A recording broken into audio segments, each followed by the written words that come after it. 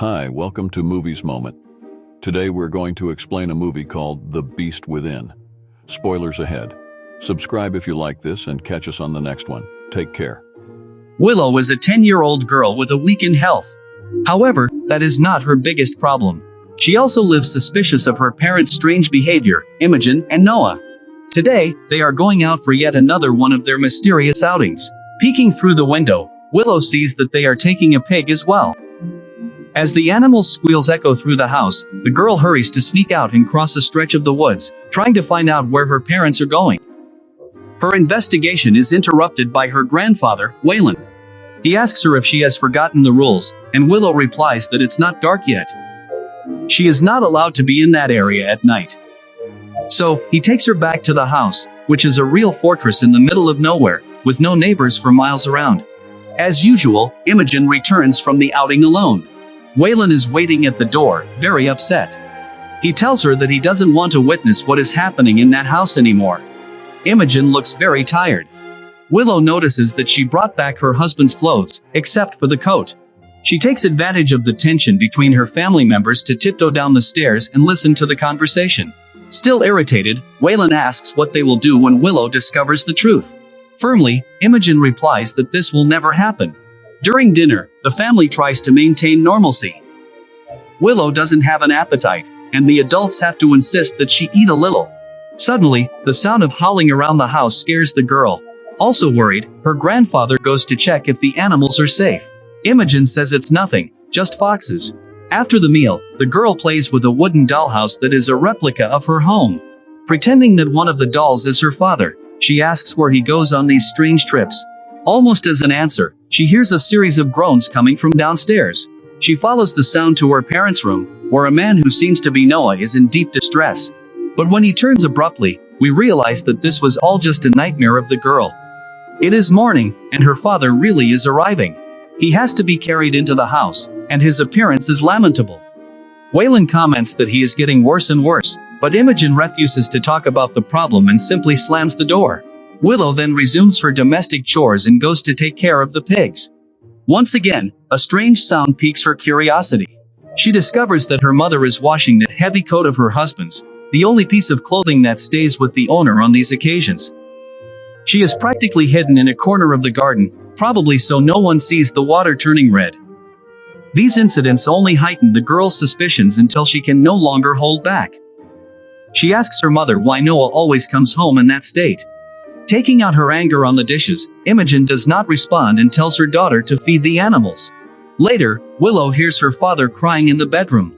He says he has been getting much worse and laments that he is harming the family so much, but Imogen comforts him with sweet words. After she leaves, Willow tries to peek through the keyhole and comes face to face with an eye peeking back. The scare makes her decide to reinforce her own door with the toy horse at night, as a precaution. In the morning, Imogen invites her daughter for a walk. She even gets some coins from her grandfather to buy something. Looking at his son-in-law through the bedroom window, Waylon does not seem very pleased with the idea of being left alone with him. In contrast, Willow becomes calmer and more cheerful as she walks away from her own house.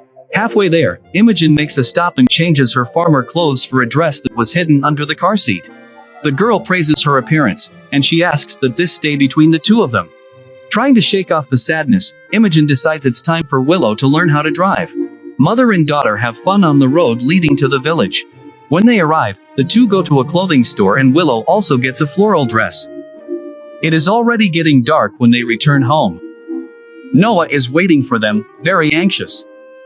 He behaves as if they have just come back from a long trip, and not just a quick trip to town.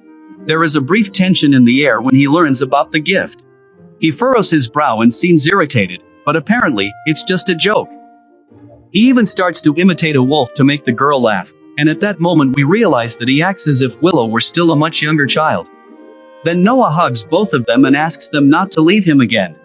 About a month later, Willow is playing in her room when her mother calls her.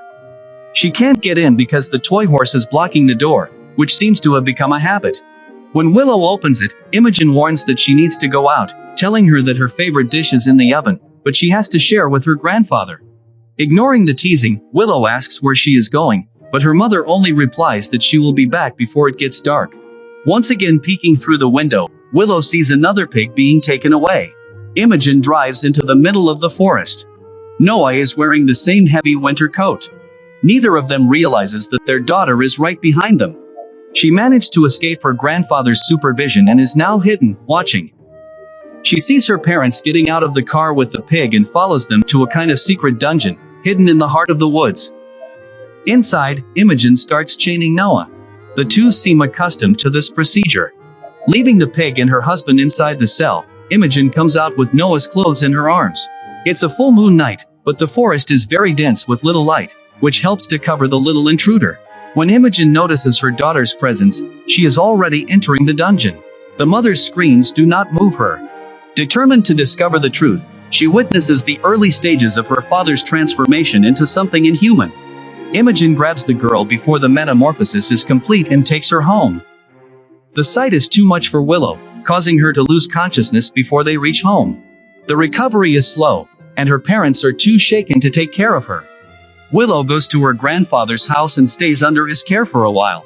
One day, she hears her parents' voices through the door. Imogen is arguing that the girl cannot stay locked up there forever. Waylon retorts that she has always been a prisoner. When Noah decides to remind him of his rights as a father, Waylon loses patience with him and the girl decides to leave before the argument goes too far. She agrees to go back home, albeit reluctantly. Remembering the time when the family was happier, she tears her new dress and bursts into tears. The window of her room remains her almost sole contact with the outside world. With few options, she continues to entertain herself with the wooden dollhouse deep into the night. Then the door begins to shake and she realizes that someone is trying to enter. She cannot hide before the intruder forces his way in. But to her relief, it's her grandfather who enters the room. Whispering, he says he came to get her and tells the girl to gather her things. They try to leave unnoticed, but Imogen wakes up and blocks the escape. When Noah appears, the situation spirals out of control. Waylon attacks his son-in-law and tells him he is a monster. Imogen freaks out with her father and throws him out of there, saying that the real monster is him. The next day, Noah invites his daughter for a walk.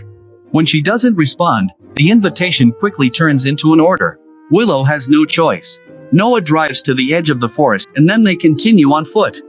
Speaking in her ear, he asks Willow if she really wants to know the secret. The two then enter the dungeon. The chains are still there. Noah says Waylon is a good man and begins talking about his own grandfather, William. They were never very close, but Noah heard stories about him. Despite his kind eyes, he also had a dark secret. Once a month, William had to go into the heart of the forest and stay away from his loved ones. Under the full moon, his body took the form of a terrifying creature.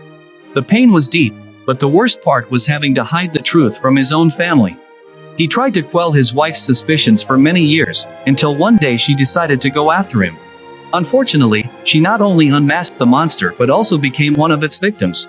Horrified by what he had done, William returned home and ended it all. Now it's Noah who must live with the inherited curse. Crying, he admits that he doesn't leave because he is a coward. He should let his family be, but he cannot imagine life without them. Willow is touched by the confession and hugs her father affectionately. The two go back home and Imogen sings a lullaby to her daughter. Willow says she misses her grandfather and asks where he is, but her mother does not respond. A few days later, Noah is chopping firewood while his daughter keeps him company. She seems more comfortable near him now. When she asks to try the axe, Noah starts making jokes. He calls himself the King of the Woods and pretends to hold an official ceremony in which Willow must pledge allegiance to the forest and her family. She still flinches at her father's booming voice, not quite knowing where the line is between the character and the real man. But the little performance ends up being so much fun that she finally lets go, squealing with excitement. When she sits at the wheel and pretends to drive a racing car, it's the first time we see her acting like a happy child. During snack time, Noah even risks a bite joke. But unfortunately, this piece is about to end. Looking for the tea bottle in the car, Noah finds the dress that was hidden under the seat. His attitude changes completely. Enraged, he starts yelling at his daughter and drags her into the car. That night, the fight is so ugly that Willow doesn't even need to sneak around to hear. Imogen swears she hasn't met anyone, while Noah oscillates between insults and apologies. He says he only acts this way because he's afraid of coming home to find out she has left him. The argument ends when he forces his wife to say that nothing will change. Days later, Willow watches the preparations for her father's monthly night out. No longer having to hide the details, Imogen waves goodbye to the girl before leaving. In her room, Willow gets emotional when she sees her patched-up dress laid out on the bed. Sometime later, she insists on wearing it to celebrate her birthday. She receives a gift of a miniature set to complete her dollhouse. The atmosphere grows tense when there's a knock at the door. Waylon has also been invited to the party. Noah struggles to contain his rage and maintain civility. At least Waylon is bringing a much better gift, a dog. While Noah plays with Willow and her new friend, Imogen and Waylon exchange a few words, but it's clear they are still at odds. Before going to bed, Willow asks her mother if the family is safe. Imogen assures her that nothing bad will happen because she will never let anyone hurt her. She then seems to reflect on her own words for a moment, knowing that the situation might reach a point where she will have to choose between her devotion to her husband and the promise she just made. The following month, Willow no longer needs to spy. She uses the miniatures to enact what her parents are doing, as she already knows everything they do. As every time, they say goodbye, stating that nothing will change. Willow has a terrible nightmare in which her father's voice hypnotizes her, forcing her to break the miniature gate to let her father in. The dream ends when the transformation begins to occur within her. Willow wakes up scared and gasping for air. She has to knock over the oxygen tank to reach it. Once recovered, she goes downstairs to get a glass of water. The wind is very strong, and the noise sounds like someone shaking the gate. The impression is so vivid that she goes over and calls for her father. Waylon emerges just as she is starting to remove the locks. After quickly taking her inside and checking that the doors are secured tight, he says it's just the wind. Of course, no one is really convinced. Imogen brings the dog in to keep Willow company and closes the bedroom door before confronting Waylon. He admits that he is equipped to protect them, and Imogen accuses him of only coming back to get rid of his son-in-law. As always, Willow is listening to the entire conversation. Very agitated by the fight, she ends up fainting. The adults are startled by the thud and rush to help her. The oxygen tank is empty, so Imogen has to fetch another from the shed. In her haste, she accidentally knocks Waylon's gun to the ground. The gate keeps banging hard, as if it were receiving blows from the other side. In a sudden burst of fury, Imogen begins to shout at the possible intruder, while Waylon panics about his granddaughter's state. When Imogen returns to her daughter's room, a loud crash outside announces that the gate has given way and that, in fact, somehow, Noah transformed into a werewolf is now there. Determined to confront the danger even unarmed, Waylon orders the two to hide. He goes down the stairs and quickly heads to the front door, trying to hold it tight, but cannot prevent the invasion. The door is destroyed, Waylon is attacked and gets impaled by horns hanging on the wall, and then a haunting shadow can be seen moving through the house. Willow finally regains consciousness, and Imogen has to cover her mouth so that she doesn't scream. Heavy footsteps pass nearby and then fade away. Hearing the dog's whimpers, Imogen knows that the beast has found a victim and seizes the distraction to try to flee.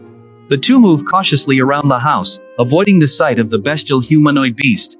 They cannot even react when they see what has happened to Waylon. When they reach the car, Imogen asks her daughter to wait there and goes back to save him. The girl is breathing heavily as she tries to interpret the sounds from inside the house. Imogen and Waylon are now hiding in the basement. The intruder is very close, but cannot find them.